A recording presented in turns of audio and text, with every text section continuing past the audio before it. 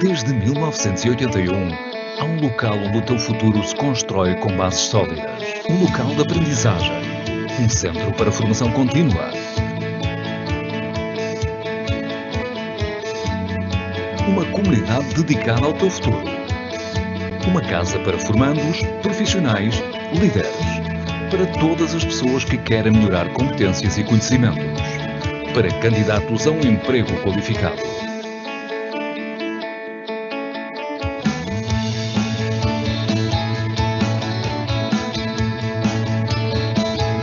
O Cicopno dinamiza ações para jovens e adultos. Promove a inserção no mercado de trabalho e está atento às reais necessidades de formação das empresas, num setor da construção cada vez mais global.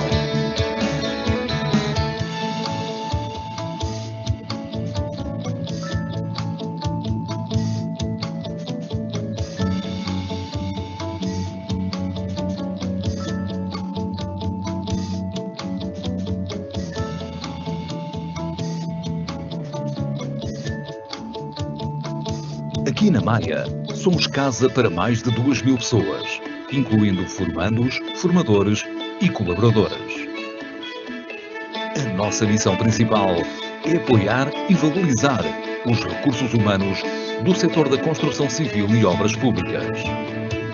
Cicopno, a formar com excelência desde 1981.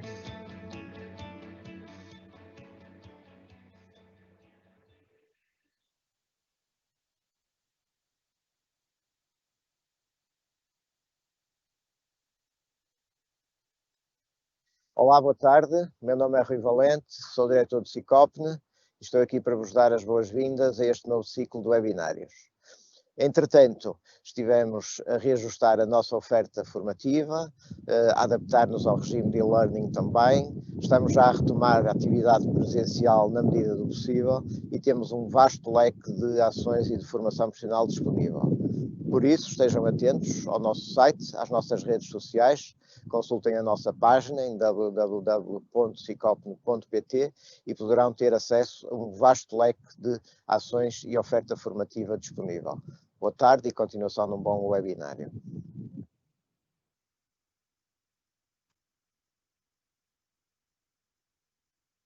Boa tarde, o meu nome é Paulo Servo, trabalho na Unidade de Saúde Pública de Póvoa de Varzim e Vila do Conde e antes de dar início à apresentação que vos trago aqui hoje, quero agradecer ao Cicopno o convite que me foi endereçado para estar aqui presente.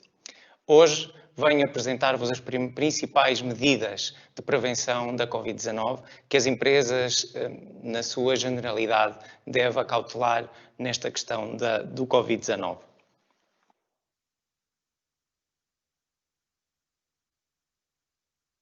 A epidemia por Covid-19 é uma emergência de saúde pública com propagação comunitária e com implicações nas empresas e, por essa razão, a segurança e saúde dos trabalhadores é de importância extrema e, por essa razão, há medidas de contingência que devemos todos de nos acautelar. Torna-se premente indispensável a ligação forte entre segurança e saúde no trabalho e a saúde ocupacional, e também em termos de saúde pública. Por essa razão, é importante que as empresas, na sua generalidade, proceda à atualização de procedimentos de trabalho e escolha de equipamentos de proteção, entre outras medidas de prevenção para fazer face a esta pandemia que vivemos atualmente. É fundamental também que as empresas que se encontram em funcionamento implementem medidas adequadas para enfrentar esta pandemia. Desta forma, as empresas não estão só a salvar vidas, mas também a assegurarem cadeias de abastecimento, quer de serviços, quer de abastecimento, que são fundamentais. A título de agenda, venho-vos falar um bocadinho daquilo que é o plano de contingência Covid-19, das principais medidas de prevenção nos locais de trabalho a nível geral. Vamos falar também de algumas medidas específicas para os locais de trabalho e qual e que tipos de formação e informação deveremos de passar aos nossos colaboradores.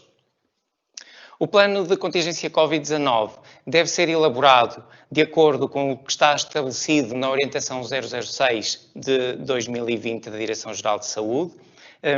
Deve ser atualizado face à evolução epidemiológica local e prever a reorganização dos serviços e postos de trabalho, nomeadamente a necessidade de reduzir, suspender ou encerrar atividades e serviços. Garantir também o recurso a colaboradores e trabalhadores mínimos para assegurar esses serviços e tem como objetivo proteger os trabalhadores e minimizar o risco de contaminação nos locais de trabalho. Garante também que a continuidade das funções que são imprescindíveis a esta empresa possam ser continuadas. E, por fim, é importante também envolver os prestadores de serviço e os nossos parceiros com quem habitualmente trabalhamos, para que estes também estruturem os seus planos de contingência no sentido de trabalharmos em equipa para fazer face a esta pandemia. O plano que vos falo deve ser simples, organizado, deve possuir uma linguagem objetiva e clara, deve conter também medidas e procedimentos que sejam específicos daquela empresa, daquele setor de atividade, deve prever uma área de isolamento para situações de casos suspeitos e de casos confirmados que ocorram dentro da empresa, deve ser amplamente divulgado, quer internamente, quer externamente, para que todos conheçam quais as medidas implementadas, para que todos consigam não só compreender o seu conteúdo, mas também que o consigam implementar dentro e fora da instituição. Ser revisto frequentemente, o plano de contingência, por ser um documento técnico, carece de atualização regular, pelo menos a cada 15 dias, conforme vão sendo atualizadas as resoluções do Conselho de Ministros, que vão saindo a cada 15 dias, e, por essa razão, é importante que tenham um acompanhamento técnico. Vamos começar então a dar início às medidas de prevenção gerais, nomeadamente o distanciamento social. O distanciamento social rege-se pela orientação 010 de 2020 da Direção-Geral de Saúde e nela vão encontrar menções importantes no que toca às regras de distanciamento social, nomeadamente de que é uma medida importante no contexto de quebrar as cadeias de transmissão, o afastamento social entre pessoas pelo menos de 1,5 metro nos seus postos de trabalho, no mínimo. Quando estamos a falar em espaços fechados, devemos aumentar essa distância para os 2 metros. Relativamente ao teletrabalho, preferencialmente optar por esta forma de trabalho e sempre que possível. Também sabemos que há setores de atividade em que o teletrabalho simplesmente não é uma possibilidade. As empresas devem preocupar-se também com o isolamento dos seus trabalhadores que estão em regime de teletrabalho, até porque muitos deles estavam habituados a uma rotina célere, um conjunto de atividades que proporcionavam estar em contacto com várias pessoas e passam de um sistema movimentado, de um conjunto de ações que faz ao longo do dia para estar em confinamento e a trabalhar em casa e muitas vezes sozinho.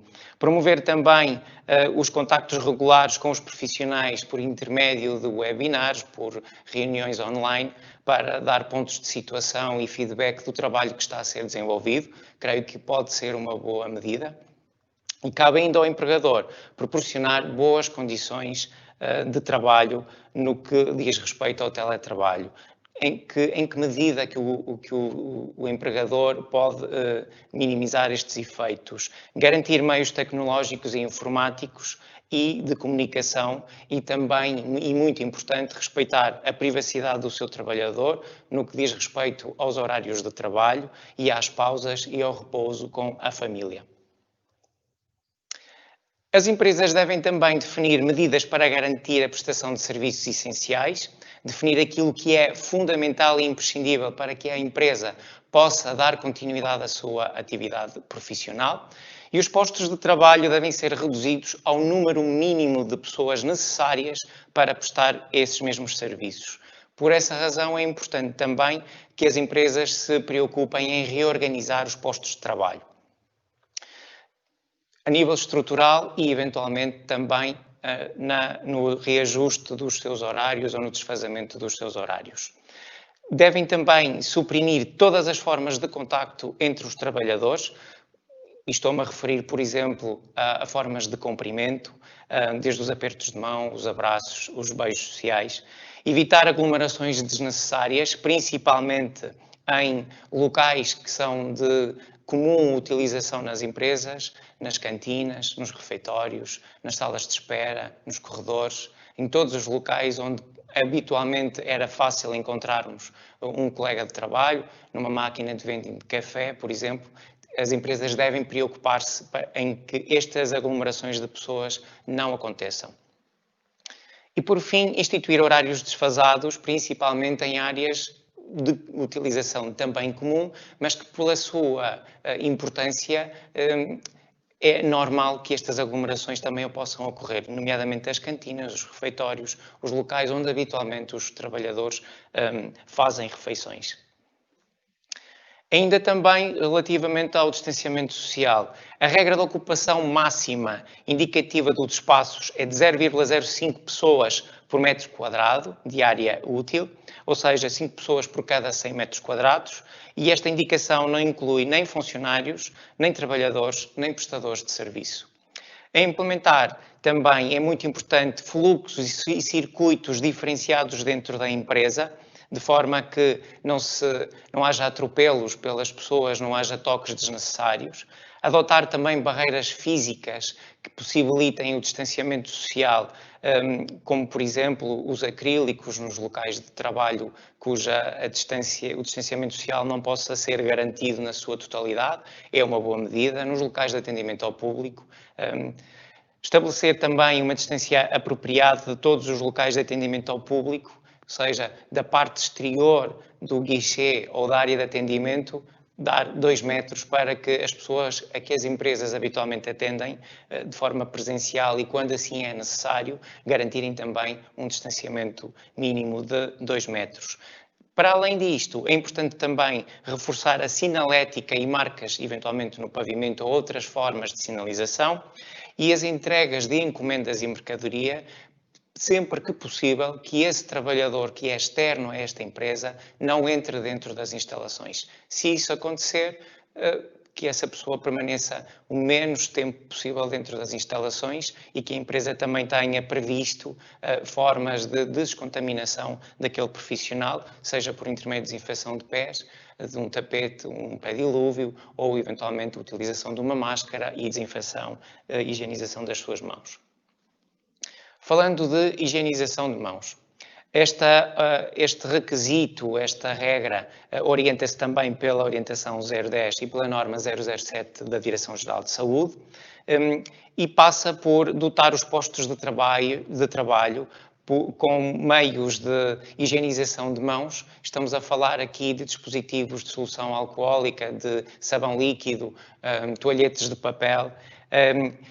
Devem também preocupar-se por incentivar os seus trabalhadores a esta prática de higienização das mãos e lavagem frequente das mãos ao longo de toda a jornada de trabalho.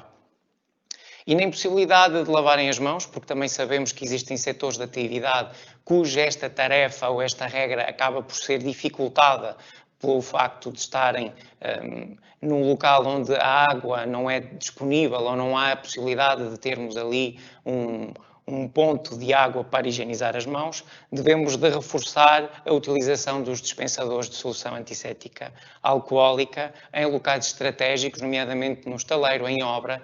Pode ser mais difícil termos a possibilidade de higienizar as mãos com água e sabão e, por essa razão, em alternativa, pode perfeitamente funcionar esta distribuição dos dispensadores de solução alcoólica. Estes locais estratégicos vou-vos dar alguns exemplos, nomeadamente as zonas de atendimento direto ao cliente, locais onde se encontram dispensadores de senhas, porque são locais frequentemente de toque frequente, as cafetarias, os refeitórios, máquinas dispensadoras de alimentos, as zonas de acesso a elevadores, instalações sanitárias, entradas e saídas de edifícios, gabinetes, veículos de transporte e viaturas de serviço, registro biométrico, onde as pessoas fazem o seu registro biométrico, na área de isolamento, e no local de cargas e descargas. Quando se deve higienizar as mãos? Sempre que se está em contacto com objetos que são partilhados por vários trabalhadores, nomeadamente telemóveis, dinheiro, canetas, equipamento informático e outros objetos de partilha comum.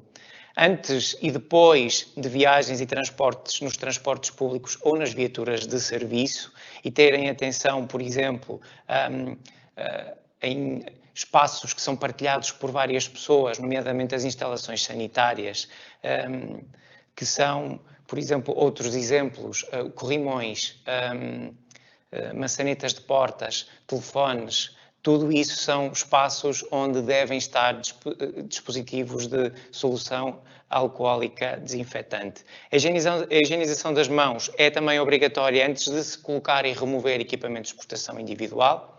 E sempre que este equipamento de proteção individual estiver preconizado na utilização do trabalhador, este procedimento deve ocorrer e após o contacto com secreções respiratórias, como o simples ato de nos assoarmos quando estamos mais constipados.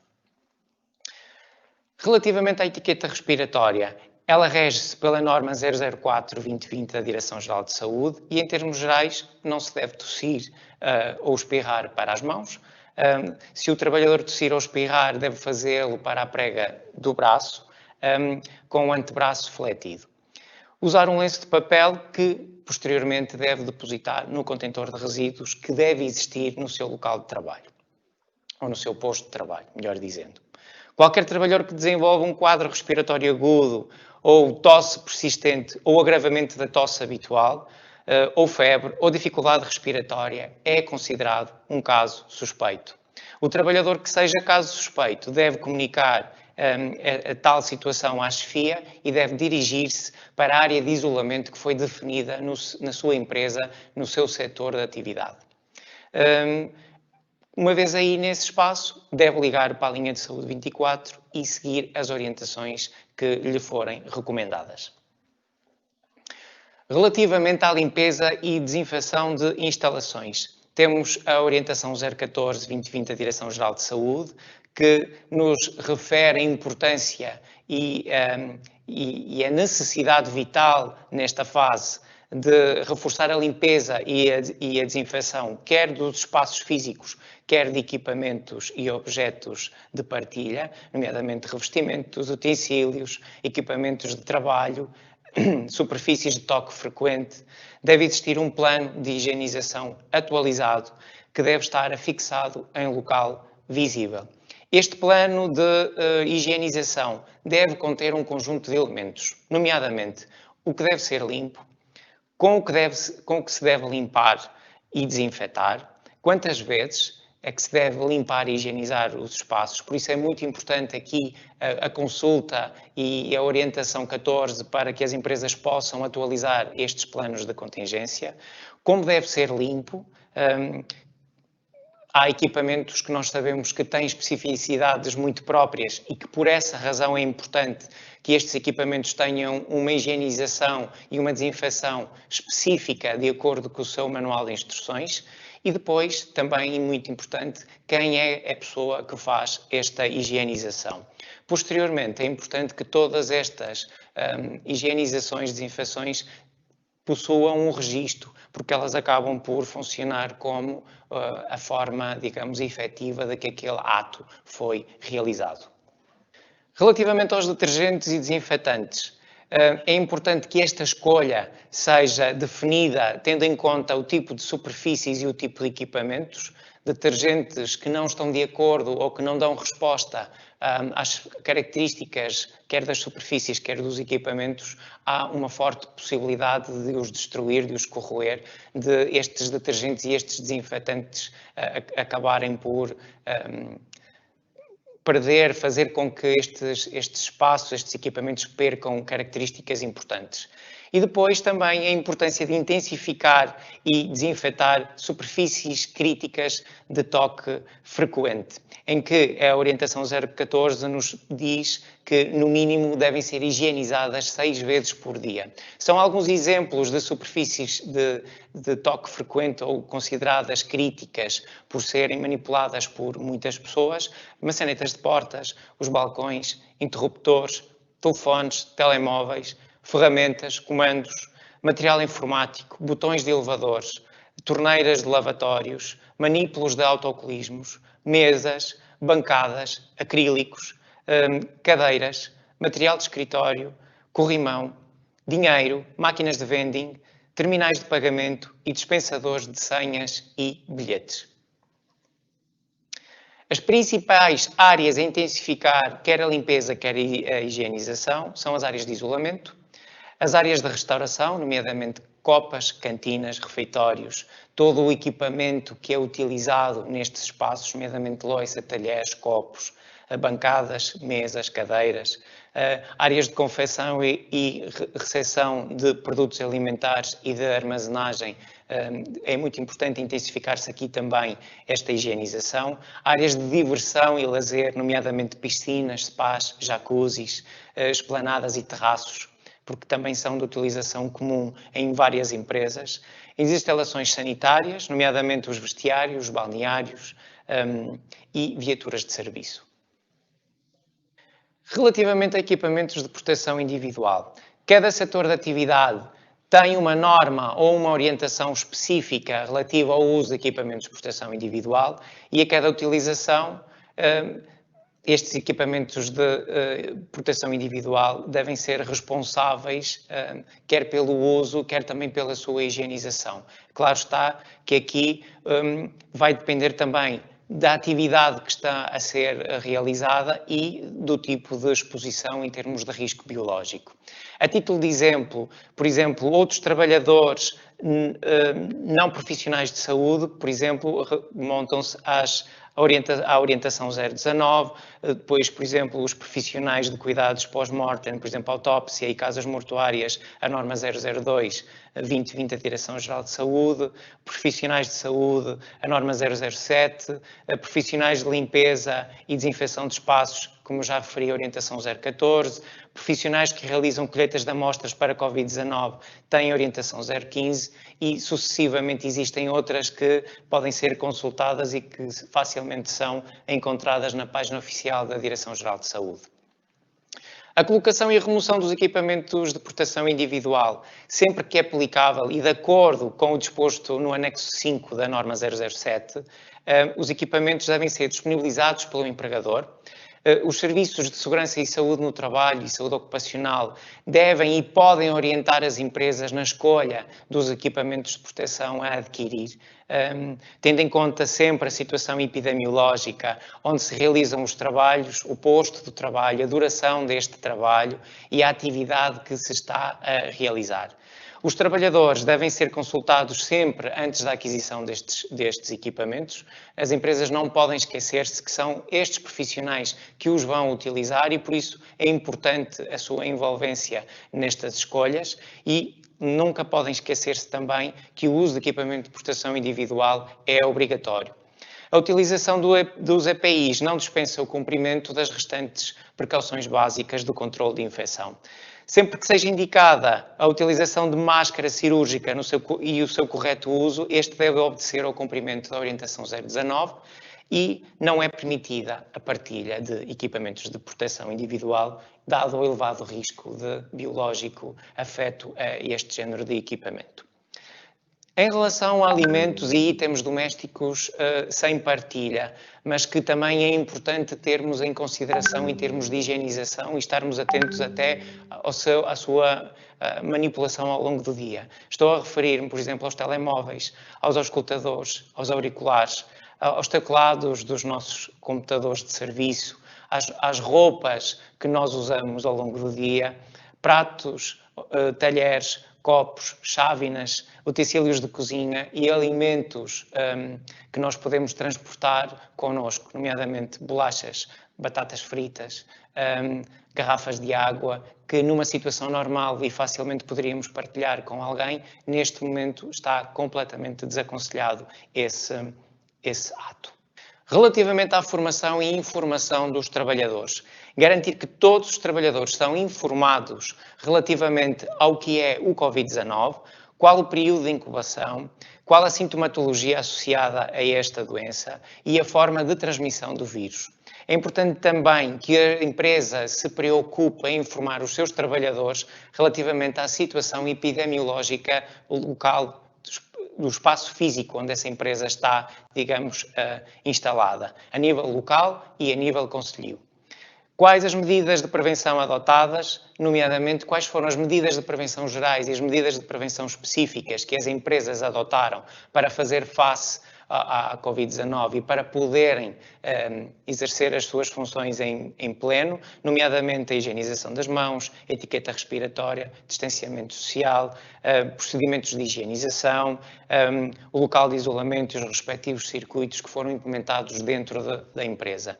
Depois, como proceder perante um caso suspeito ou um caso confirmado e conhecerem muito bem o vosso plano de contingência. É importante que os trabalhadores sejam envolvidos também neste processo, quer de consulta, quer também na sua execução. Deste modo, as empresas reduzem o sentimento de incerteza, a ansiedade, evitam também o pânico desnecessário e ganham confiança e empenho por parte dos trabalhadores, porque vão sentir-se mais tranquilos, vão sentir-se mais calmos, vão sentir-se que conseguiram esclarecer as suas dúvidas, que não o fariam seguramente de uma forma, digamos, fidedigna e usariam provavelmente fontes de informação falsas que lhes causaria mais confusão e mais desconforto. Relativamente a procedimentos específicos, aquilo que pode e que diz respeito às empresas de forma interna. Para além de tudo aquilo que falamos até agora, temos um conjunto também de procedimentos que são mais específicos, que estarão eventualmente mais associados a um conjunto mais específico também de setores de atividade, nomeadamente tratamento de roupa. Nenhum EPI, como eu já referi, deve ser partilhado e nós sabemos que existem equipamentos de proteção individual que são em tecido e que por essa razão também carecem de higienização. Equipamentos reutilizáveis devem ser higienizados e guardados separados do resto do vestuário do dia-a-dia. Devem fazer-se o reforço da higienização destes equipamentos de proteção, quer das roupas de trabalho. O tratamento das fardas de trabalho deve ser garantida pela entidade patronal e as fardas devem ser lavadas a uma temperatura mais alta que esta roupa ou este equipamento possa suportar. 60 graus, digamos, num período ou num ciclo de lavagem, aproximadamente os 30 minutos. Se diminuirmos o ciclo de lavagem, vamos ter que aumentar a temperatura para um intervalo de 80 a 90 graus centígrados. A farda dos trabalhadores não deve ser levada para casa. É muito importante que as empresas compreendam que este tipo de equipamento de proteção individual tem uma carga e um risco biológico muito elevado e que pode ser perfeitamente um dos focos de alto contágio interno dentro das empresas. Sistemas AVAC. O risco da utilização dos sistemas AVAC é seguro, desde que sejam cumpridas um conjunto de recomendações, nomeadamente a manutenção e a higienização mais frequente de acordo com as instruções do fabricante e de acordo com o equipamento em causa, se é muito utilizado ou se é menos utilizado. Essa frequência vai depender também da utilização do mesmo. Renovação do ar em todos os espaços fechados, aumentar o maior número de vezes possível esta ventilação dos espaços. Manter os locais ventilados pelo menos 6 renovações por hora, abrindo janelas e portas. Assegurar que o ar é retirado diretamente do exterior e devem desligar e desativar a função de recirculação do ar. É importante também que o direcionamento do ar seja direcionado para cima, por forma a não incidir diretamente sobre os ocupantes do espaço ou do posto de trabalho.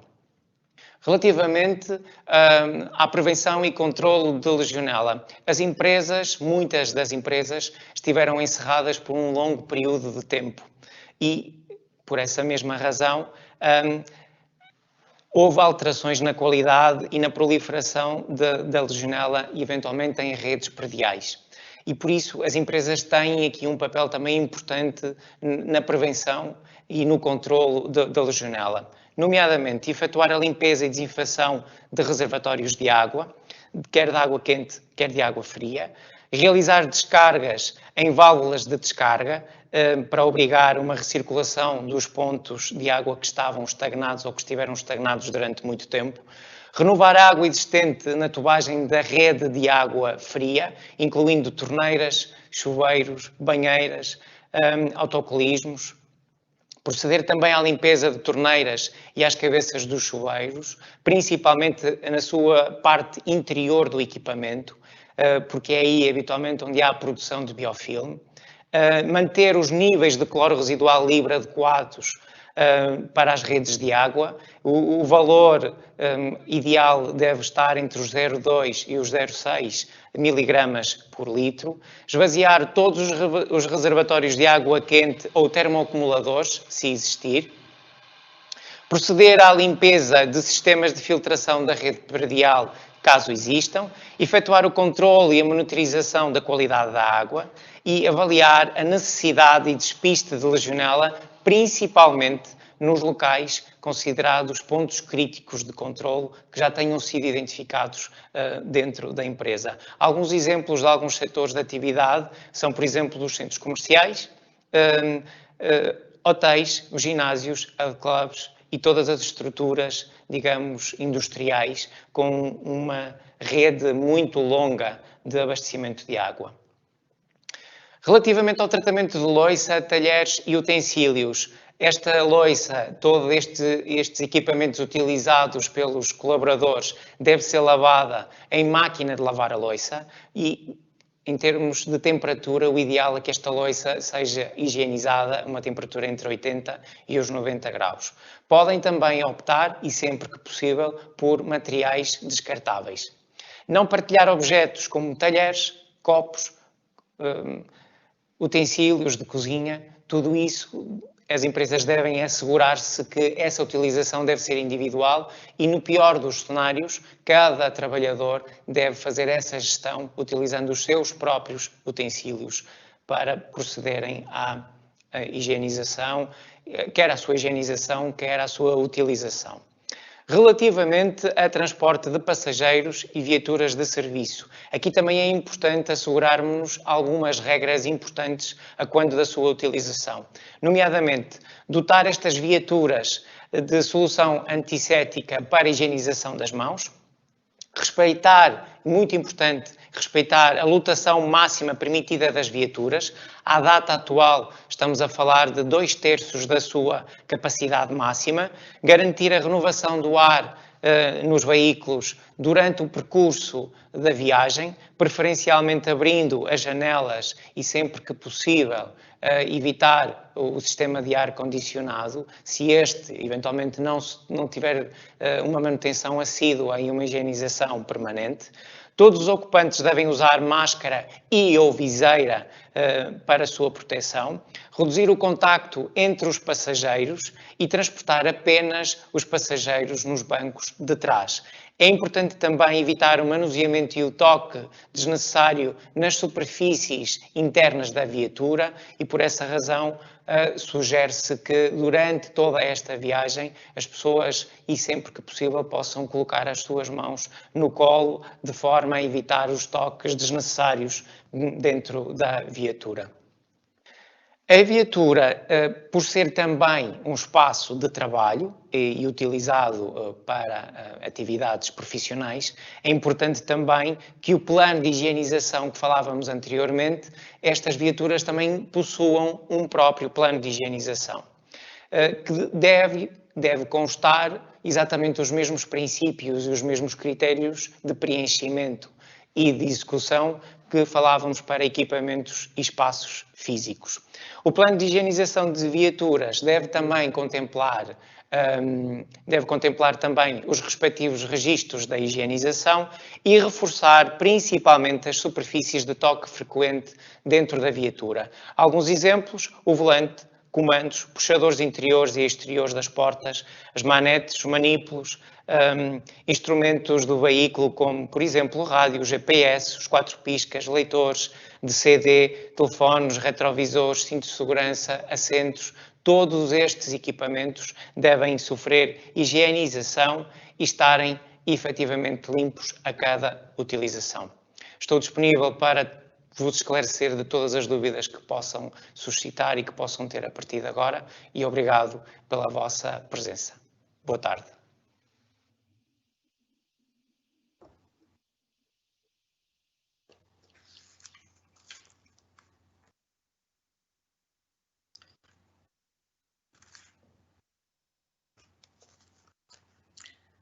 Olá, boa tarde a todos.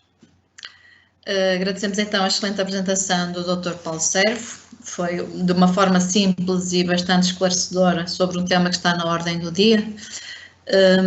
Vamos então passar agora a responder algumas questões que foram sendo feitas ao longo desta apresentação. Vamos aqui então. Então, Dr. Paulo, aqui a primeira questão que colocam tem a ver com o plano de contingência para empresas de construção, para os estaleiros de obra. É bastante difícil de implementar as diretivas da DGS. Últimas para a construção, ajuda, mas in loco, é complicado implementar. Tem alguma sugestão para esta situação? Tem que...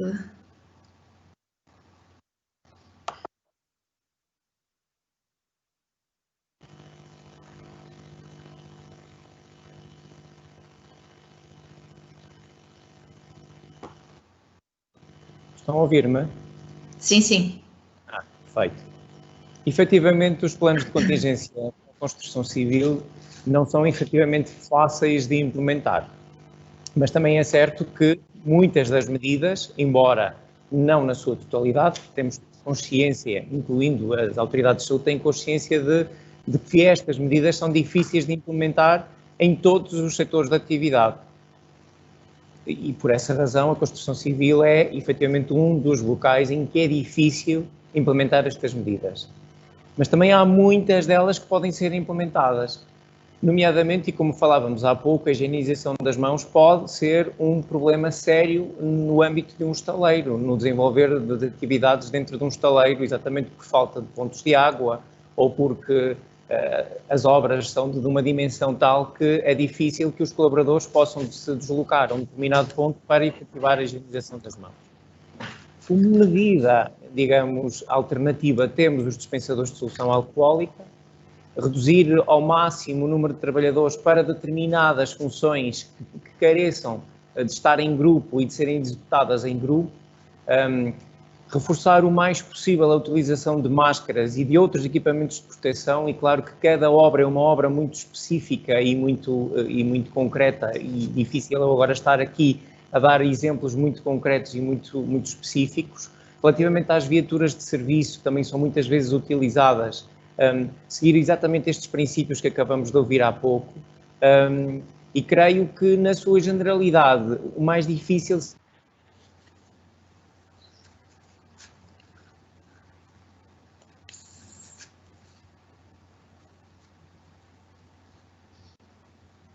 por grande parte dos colaboradores, se não na sua totalidade. Nestes casos, devem garantir, de alguma forma, que estes equipamentos, máquinas que sejam utilizadas por mais de uma pessoa, sejam desinfetadas, eventualmente com um sistema de toalhetas, de solução alcoólica, fazerem um reforço da higienização das instalações sanitárias, quando elas existem e quando elas eventualmente sejam por bloco autónomo, aqueles WCs portáteis, todos conhecemos das instalações nos estaleiros, Creio que são algumas das medidas que podem ser implementadas, tendo em conta, digamos, a dificuldade que este setor tem em implementar algumas delas, e eu creio que estas serão, da minha ótica, as mais difíceis de implementar. Ok. Temos mais uma questão que perguntam o que fazemos quando temos um colega com suspeita de Covid. Muito bem. A empresa certamente terá um plano de contingência Covid-19 e, por essa razão, quando há um caso suspeito na empresa, esse colaborador deve ser acompanhado até à área de isolamento, deve-lhe ser fornecido um conjunto de equipamentos de proteção individual, conforme constam na orientação 006, e devem ser alertadas, digamos, as chefias ou as entidades superiores na empresa e contactada a linha de saúde 24 e, a partir desse momento, seguirem as orientações que forem indicadas pela linha de saúde 24. Muito bem. Uma outra questão diz: os planos de contingência devem ser aprovados pelas autoridades de saúde local? Os planos de contingência Covid-19, por regra, não carecem de validação, digamos. Porém, autoridades de saúde e outras entidades públicas podem efetivamente solicitar às empresas o plano de contingência. Por uma questão, digamos, de salvaguarda, por se sentirem, digamos, mais tranquilos, mais seguros, podem efetivamente solicitar um parecer técnico à autoridade de saúde local, no sentido de perceberem se o plano que consta, que foi criado para esta empresa ou para uma determinada empresa, contempla todos os requisitos que estão elencados nas orientações e que, eventualmente, estejam na expectativa que elas estejam a ser cumpridas e que, por outro lado, ao fazerem esta análise, as autoridades de saúde consigam identificar pontos ou determinados aspectos que possam ser, digamos, melhorados. Mas por norma e por rotina, eles são solicitados, mas não há obrigatoriedade de os submeter. Mas creio que é uma boa medida. Ok. Alguém pergunta se somos obrigados a utilizar máscara no trabalho ou no escritório. Isso depende daquilo que consta no próprio plano de contingência e depende também do setor de atividade. É claro que, por norma, devemos utilizar máscara. Há, eventualmente, postos de trabalho, setores de atividade que são desempenhados ou são desenvolvidos a céu aberto, e se o colaborador está sozinho ou que consegue garantir o distanciamento social adequado àquela função, pode não haver necessidade de máscara, pelo menos sempre, mas de uma forma muito generalista, e tendo em conta a pergunta que me é colocada ser tão vaga, não consigo alongar-me muito mais na resposta. Pois, fica um bocado na consciência depois de cada um também. Há aqui mais alguém que diz, caso um trabalhador ou cliente não mantenha uma etiqueta respiratória adequada, deve ser apenas encaminhado para a área de isolamento? Devem-se higienizar os espaços onde o mesmo esteve? Eu depreendo que aqui será alguém que estivesse infectado, creio eu. Primeiro temos que perceber porque é que o colaborador não está a cumprir, digamos, as orientações e o próprio plano interno da empresa. A partir de alguma coisa aqui já está a falhar. Se estivermos a falar de um caso suspeito, é exatamente aquilo que eu acabei de referir há pouco, essa pessoa deve ser acompanhada para uma área de isolamento, deve permanecer aí e deve seguir as orientações da linha de saúde 24. Ok. Relativamente, falam aqui em plano de higienização, não sei se será este o nome, se é obrigatório e se sim, se deve estar exposto de forma a ser visível por todos os participantes da empresa. Muito bem. Os planos de higienização são documentos que já existem muito antes desta situação atual em contexto de pandemia. Já é algo que as empresas estão habituadas, todas as empresas têm um plano de higienização e o que se lhes é pedido, e tendo em conta a orientação 014, é que este plano de higienização seja atualizado face às necessidades atuais e o reforço da limpeza e desinfecção, quer de espaços, quer de equipamentos, e por isso faz todo sentido que ele exista, que seja atualizado e, de acordo com a mesma orientação, ele deve estar efetivamente afixado e visível para todos os colaboradores da empresa. Ok. Temos aqui agora uma questão de alguém preocupado com o lanche. Se pode ser feito no posto de trabalho em tempo de pandemia? Tudo vai depender da estrutura física da empresa. Se a empresa possui um espaço próprio e adequado para que os colaboradores possam efetuar algum tipo de alimentação, digamos, algum tipo de permanência num espaço que possam usufruir de uma refeição em condições de segurança, creio que não há qualquer tipo de impedimento. Ok. E depois alguém também questiona aqui como é que uma empresa lava as fardas de todos os seus trabalhadores. Isto é uma pergunta muito generalista. Estas situações têm que ser vistas com detalhe.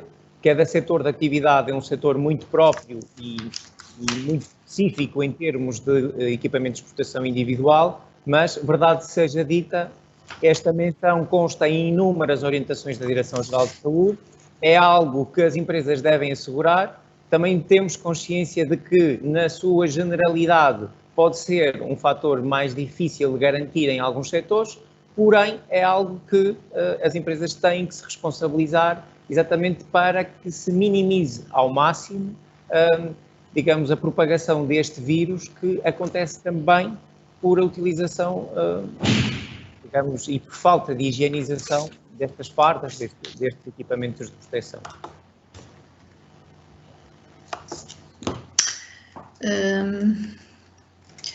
Ok, eu creio